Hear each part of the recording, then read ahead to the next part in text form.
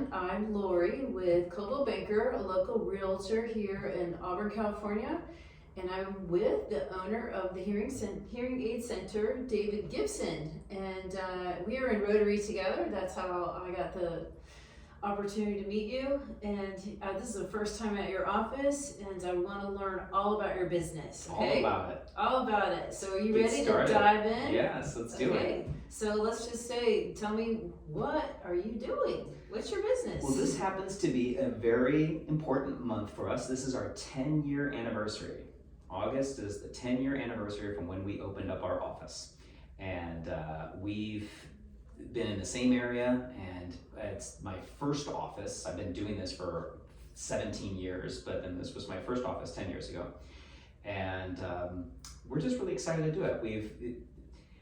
We've been nominated and voted best of the best for like 8 of those years, and that was wonderful. But the best is just our clients. We just see them as kind of, they're like family.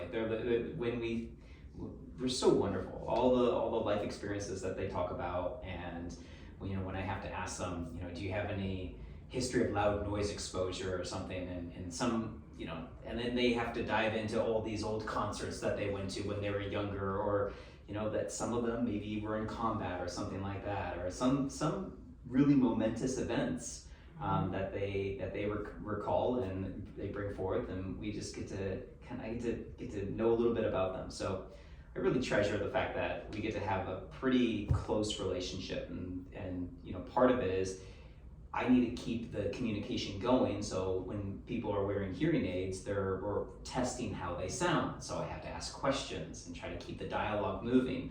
But a lot of those questions are just, I'm probing them and figuring out, things about them and their family. And some of these people have just been in the Auburn area for 20, 30, 50, 70 years. It's pretty remarkable.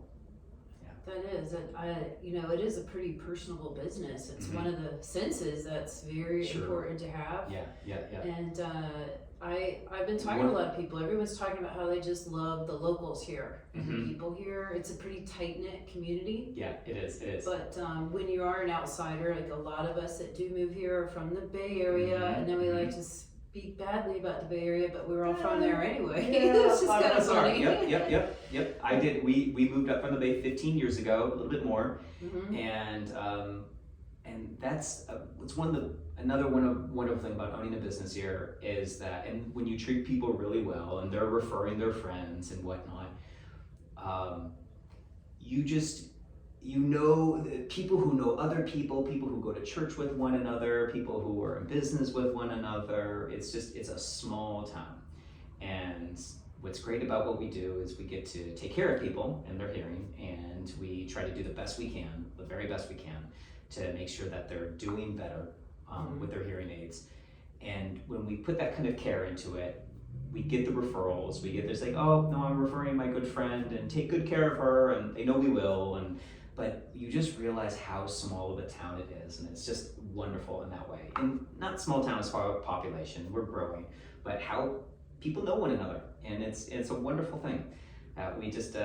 We're close, and we talk to the strangers, and we talk to the people we may not know, and make that some of these points of reference that you find the tie that binds.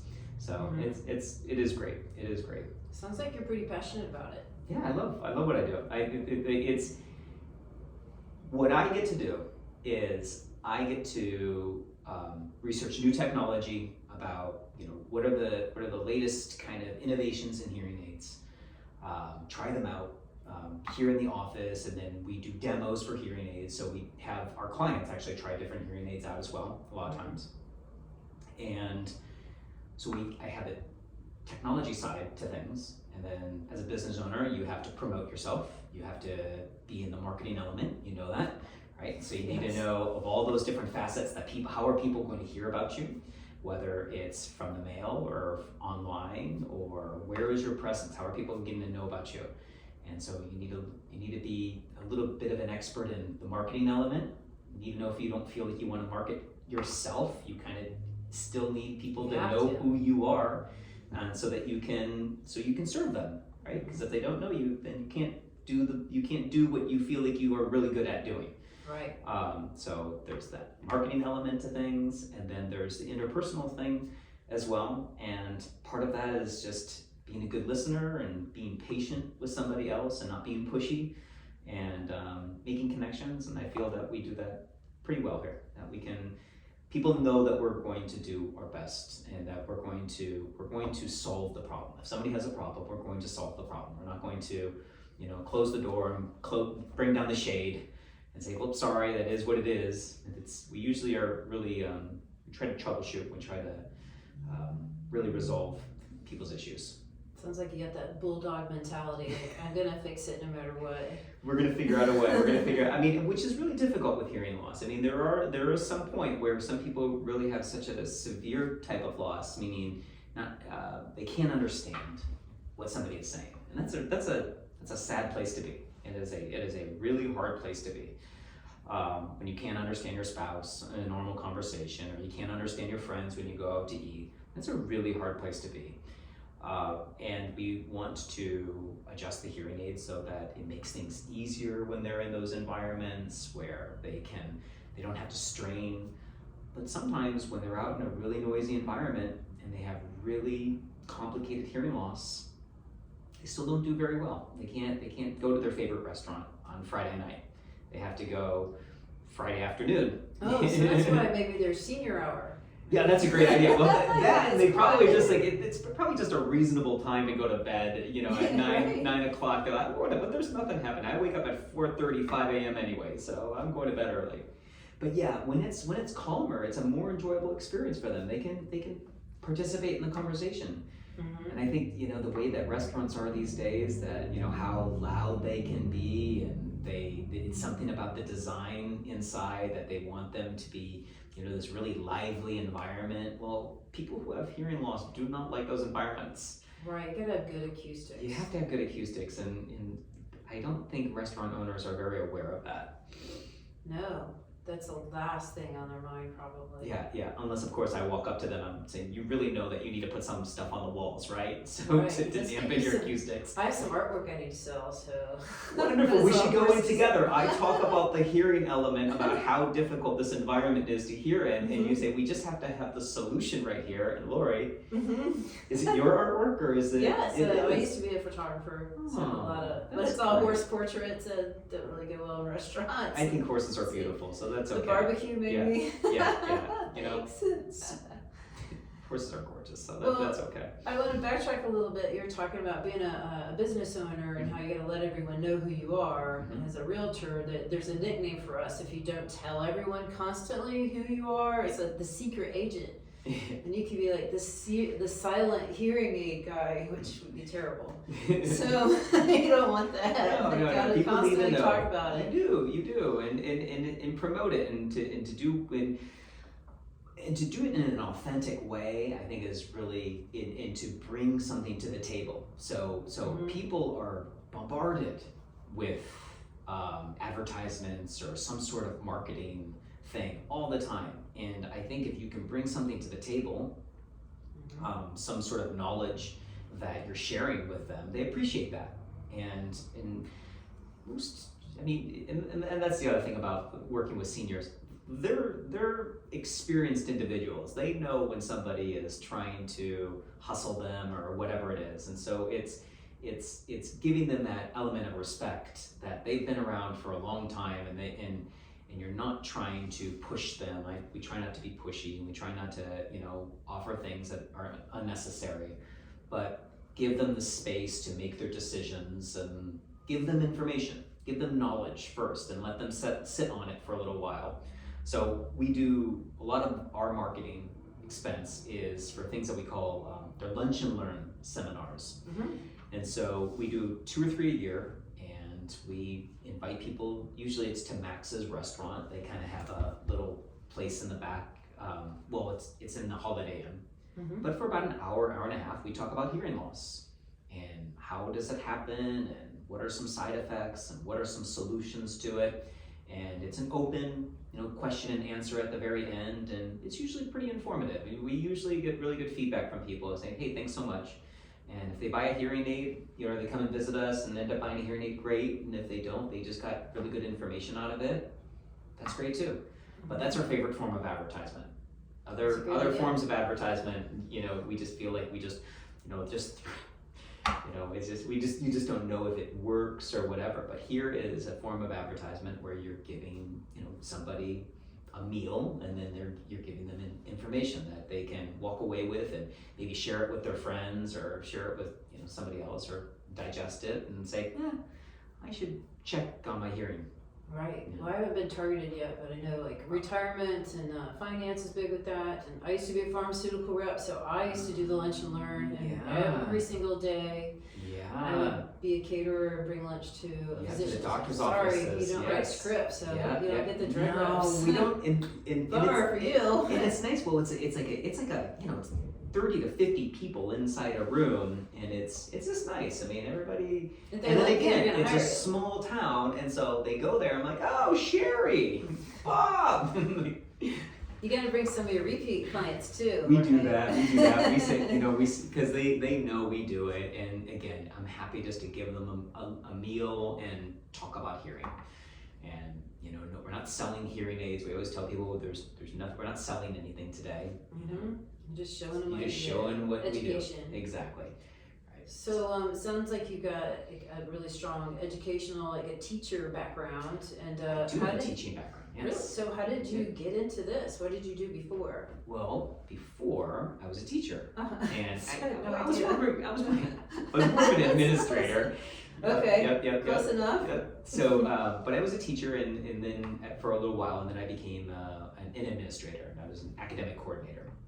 And before that, I did that for almost 10 years, like 8 years or something like that. And before that, I worked as a physical therapy aide and an EMT in hospitals. And I did that for 7-8 years or so. And so I've always had a passion for healthcare, right? My first passion was to physical therapy. And so I spent a lot of time in hospitals and rehab facilities and things like that. And so that is my passion, right? I love healthcare. I love how the body works. I'm fascinated by it. And I love how the body tries to heal itself too. You give them the right modalities and patience and whatnot, and the patient is trying to work hard to heal themselves. Like those things kind of come together, and you have wonderful things can happen. But it also taught me a degree of patience too.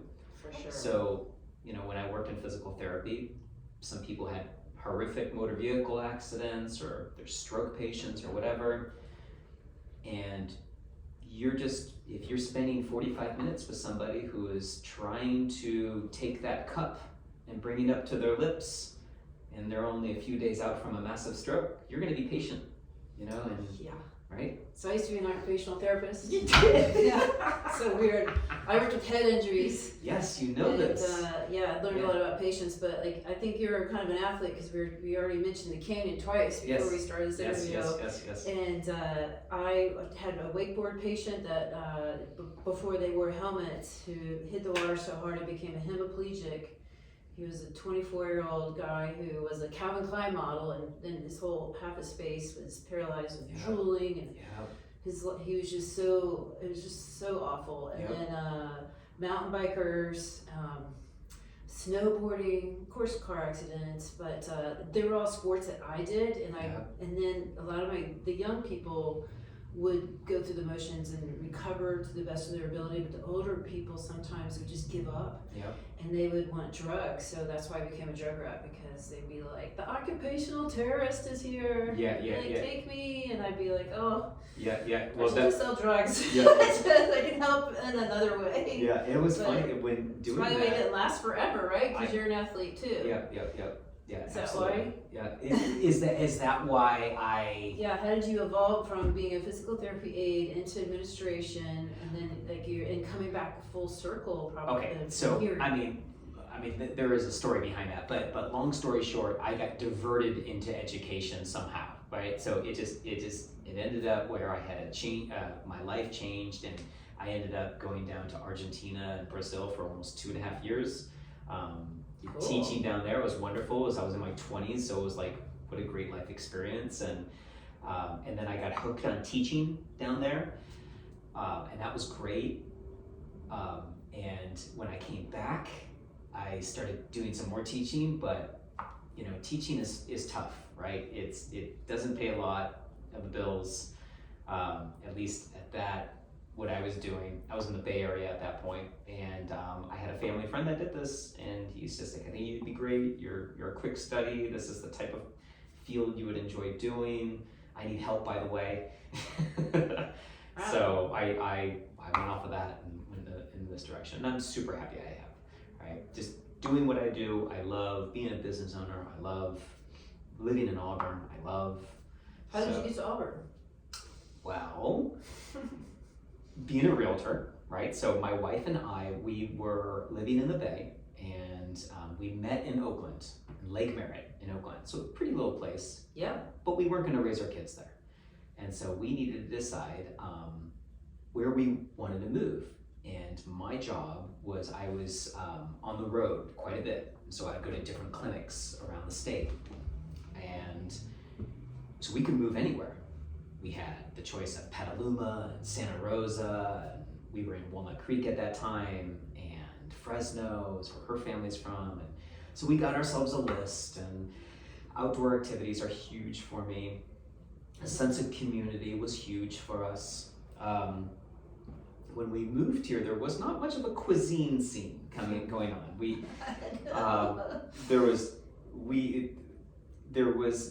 was starting to blossom a little bit more, but that was on our list as well. And we just wanted a wholesome town to raise our kids. And so we went through the list, and we gave each one of those cities like a number, 5, 4, 3, 2, 1, 5 being the highest, and really whatever washed out at the very end was kind of like, this is where we're gonna go. And Auburn came out on top, quite ahead. And I love outdoor activities. I love skiing. I'm a whitewater kayaker, mountain biker. That's right. My husband is too. Is he? You guys have to go together. Yeah, we should. He's British, so he's been all over Scotland. British. Yeah, I love Do you speak to. fluent Spanish and British Portuguese? and British. Jolly I good. don't speak Portuguese anymore. Okay. Since I moved back here, nenhuma pessoa fala português. Não posso praticar. I can't speak. There's no one to practice with. But Spanish, yeah, I get to practice that all the time. So I get to maintain a little bit of the fluency. When a client comes in here, they're hearing me stammer for the first few minutes and everything, and then pretty soon everything starts loosening up a little bit, and I can start speaking a little You don't have to have a Tecate to help you? That does help, but usually, like I said, It's before 11 5 o'clock, a.m. I'm going to bed. Right? Yeah. Okay, that's really crazy. We did the same thing. Ended up, we had to leave the Bay Area because we had horses and we needed land, and it was hard to find there. For sure. And we didn't have kids, but loved Lake Tahoe, but we wanted to be below the snow line. So Yep. Paso Robles look great, but there's no water down there. So it's amazing. We have a lot of water here. Yes, even we though do. we sell it, but Yeah, so I you're like right. having water nearby. Paso's. Yeah, my wife wanted to be on the coast. I wanted to be in the mountains. So that was I won that one. Oh, lucky you. I did. So while I'm talking to you, I've been looking at that device that I always like, oh, that thing, that's kind of cold, that goes in your ear. Can you tell me a little bit about that? Oh, a hearing aid. Yes, well, you have 2 of them. And Oh, your this is picture on your website, you're holding one. Oh, an otoscope. Yeah, Wow. tell us about it. Well, an otoscope, it just helps me see inside the ear canal and look at the eardrum, make sure that, first thing you want to do is when you look at it, you want to make sure that there's not significant wax. And Do you yell at the people that have that? no, why would I do that? 'Cause You I know had what a I doctor do that is I TNT tell them, did that. I tell them, I shouldn't say, this is going to go on the internet, but the That's right. No editing. I say it's very common, even people I know and love have significant wax in their ears. I'll leave it at that. All right. So, right, so don't be ashamed. Okay, that's good. Right. My EMT shamed me, so Really? I won't tell you his name. No, that's too bad. The people, because people don't know what's inside their ears, and so we do take like a little camera from time to time, and this is especially true when somebody says that they have clean ear canals, and then I look in their ear, I'm like, wow, you have a lot of wax in your ears. It's like, that's funny. Somebody told me I was fine.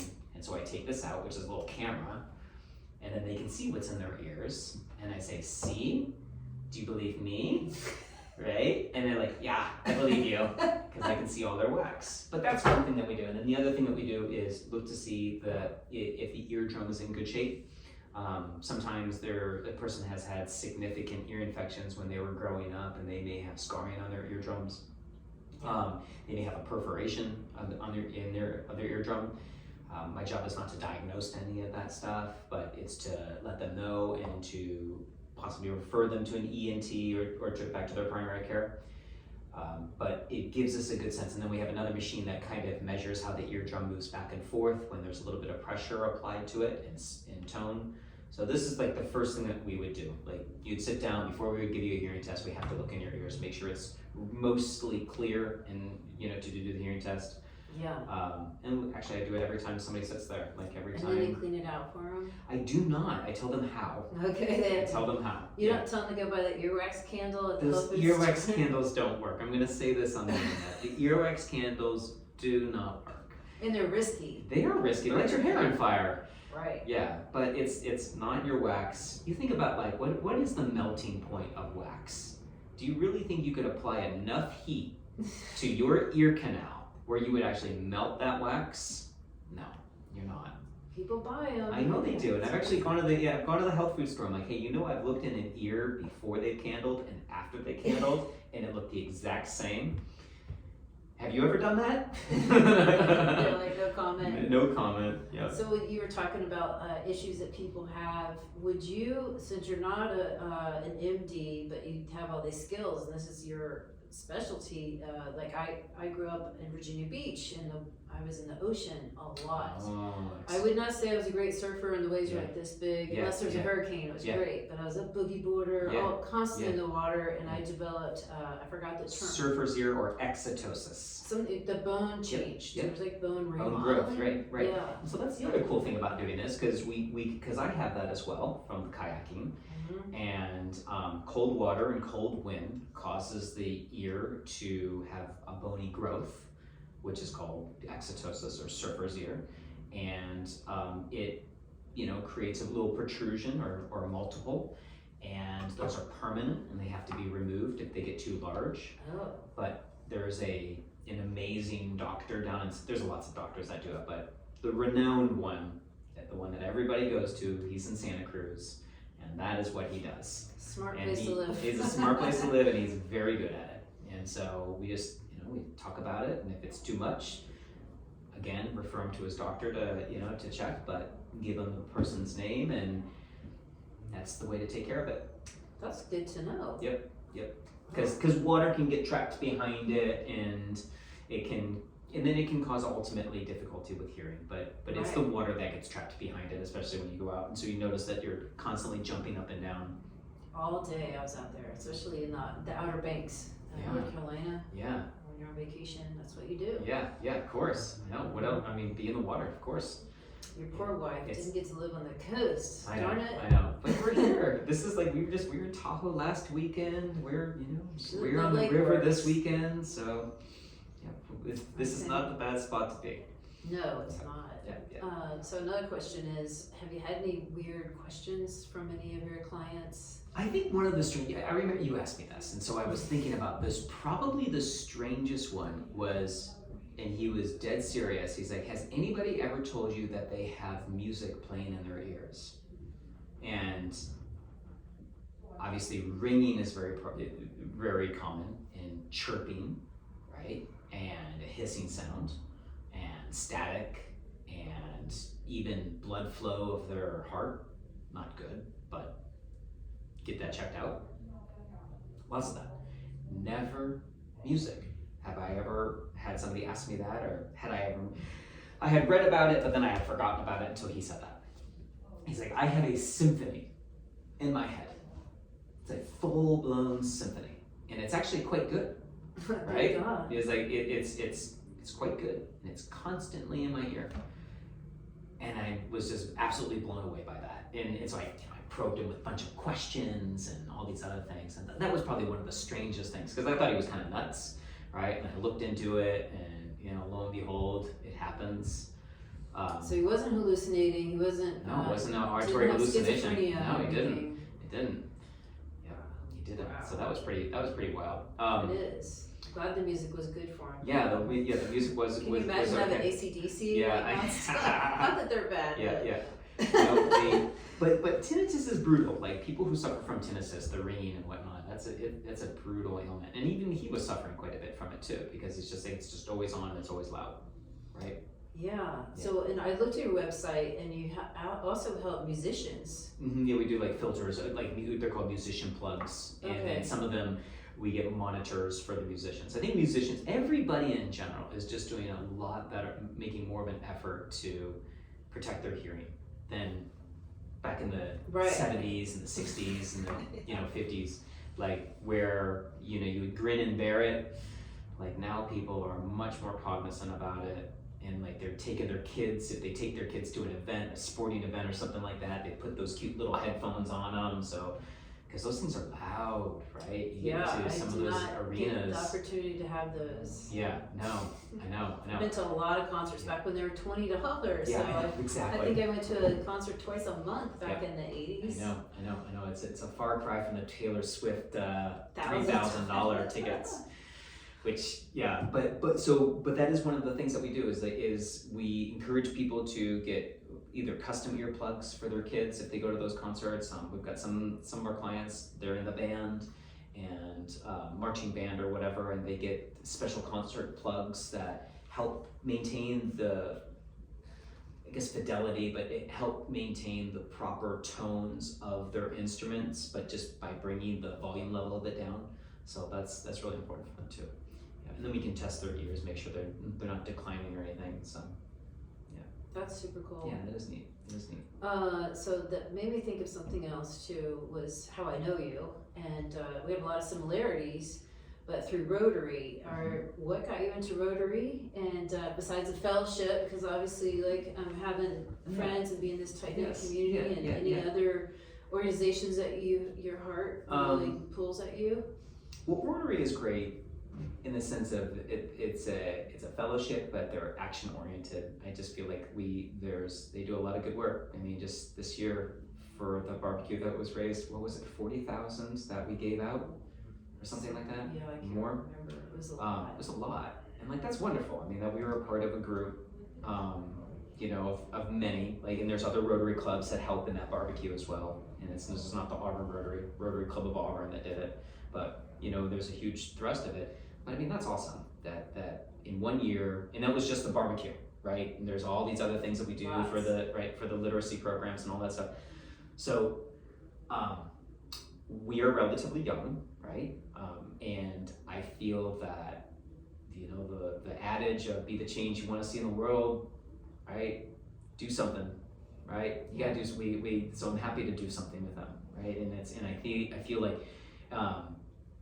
that was why I got into Rotary, is to do the kind of the volunteer work and to be part of an organization that is raising money for different things. And that what has kind of kept me in that organization is just the professional atmosphere that you're around. Like, and you're just around really good people, right? They're smart people, they're fun people, they're innovative, and they're driven, and they're good people. So that's why I love Rotary. Great answer. I say ditto. Yeah, it's true. It's like wow, that's when I grow up, I want to be like you.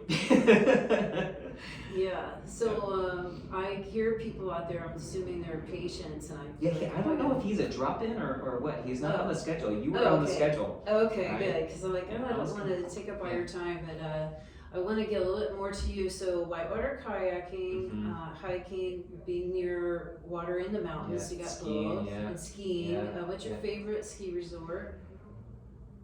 Formerly known as Squaw. Okay. Yeah, Palisades, Tahoe. Oh no, that's where I tore my ACL. I did Yeah, not want to hear that, but that's okay. But we've moved back to Sugar Bowl for next year. My wife did not like the commute was getting a little bit horrific. Right. And Passing so Sugar Bowl yeah, to go to squad. yeah, you did. So every time we would pass Sugar Bowl at like 7 a.m. or something like that, breakfast it was, there. we could have, that was it. And it was, I mean, we're 50 minutes away from Sugar Bowl. Exactly. Yes, we are Right, I exactly think you 50 should minutes go. away. I'm liking you more and more now. Yeah, well, I know like the minute of how long it takes us to get to the Sugar Bowl exit. Right. Yeah, 50. Nothing against Palisades, but I broke my wrist there and messed up my knee, so I don't know. They're trying to tell me something. I always find it safer to be on the double black diamonds. Yeah. Yeah, it's always safer. You probably hurt yourself on a groomer. No, I was on a 6 black diamonds. One of the ski patrol guys told me. He goes, "What were you doing over there?" Really? Another realtor took me there. I think he was trying to knock me out. Yeah, take out the Said no black competition. diamonds. Yeah. He's really? from Sacramento. I didn't sell houses there. It's too far. Oh shoot, really? Yeah, don't Yeah. do that. Yeah, because there's a lot of advanced skiing out there. It's like expert or Yeah. beginner. There's not a Yeah. lot of intermediate. Yeah, You there's- just do Shirley Lake and that's it. Yeah. I prefer to trot by my horse actually in the summertime. Sugar Bowl is a great spot. It's a great resort. My wife is super excited about it, and you know it's closer for her, and she can drop the kids off and go ski, Mm-hmm. and go. And I'm like, really? This is what I'm at work, and you're gonna go? I do that too. Oh, So, I'm sorry. Yeah, that's all right. But yeah, so we're excited to go back to Sugar Bowl. Okay, so you mentioned your wife. If she said, "Hey, I want to take you out on a date tonight, and you get to pick wherever or whatever you want to do," Yeah. what would it be? Well, we love Josephine's. Yes. Right? Josephine's has been there for. We were when we moved here, and there as we were having more of a blossoming culinary experience here in Auburn, we would go to Carpe Vino all the time. Right, and so love that. So the owners of Josephine's were at Carpe Vino as the executive chef over there. So follow them on, love it all the time, and so that's where we go. Right, that's our date night. But Tin Lantern is always wonderful in Meta Vista. We like to go to Tap and Vine as well. Mm-hmm. Yeah, we're all over. And then Newcastle La Fuenterreta. Oh yeah. Mm-hmm. Yeah, You need some good ones. I love those are our faves. And then, but we also realize that like. We are actually, if you want to drive 30 minutes, 35 minutes, right? You can be the Sacramento amazing Michelin restaurants, or you can be up in Nevada City, right? And go either one. So we are pretty centrally located for that. Oh, so there's a guy from Auburn that's a Michelin star chef who opened in Sacramento because he said Auburn wasn't ready for it. And I'm like, okay, I have a lineup of people waiting to talk to you. Really? So we gotta What was bring him the- back. I what was can't the- remember. I'll find Yeah, out. I heard something about that. Like Yes. he's from this area, Mhm. right? Like Colfax or something like that. Went and got his training and then came back. Yeah. It's like, how But could it's you? still neat. I mean, it's still the 35 minutes away is that's not a big deal. On a Friday right? night for it an is. amazing meal. Right, I do it on Right. a Saturday, but Friday night, No, that's I true. would say pass. I'll go to Josephine's and wait Yeah. for the bar. Yep, absolutely. Yeah. Well, I really appreciate you Thank meeting you, with me. Laura. Yeah. And how can people reach you? I mean, your website is amazing. Thank you. I learned a lot today. www.auburnhearingcenter.com. Mm-hmm. And yeah, that's where you would get a bunch of information. And you have a receptionist, so they can Kathy. call her Kathy. She is the best. She is at least half of the success of this business. She's That's wonderful. huge. She's really wonderful. And then do you have a social media presence? Not so much. We have a Facebook page and we try to update it, and my wife is in charge of that. I don't do a lot of social media postings or So anything like that. smart. Yes. I do. Yeah, I have a hard time keeping up with all of that stuff, but she does a pretty good job. Our website usually is a little bit more, informative. It is. Yeah, and our social media sometimes are just little advertisements and stuff, and we're starting to move into cartoons. Kind of keep it light. Mhm.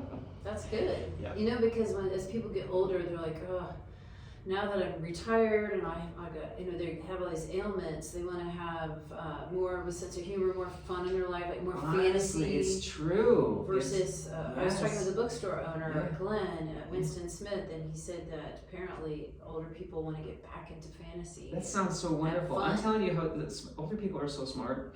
They're ahead of the curve. Like every single step of the way, they're just like, I'm checking out. I'm going to Fantasyland, right? You know? That's why we're in Rotary, because we like to hang out with them. This is true. Yep. And we have a lot of patients Yep. from our previous Yep. careers. This is true. This is true. Wow. Yeah.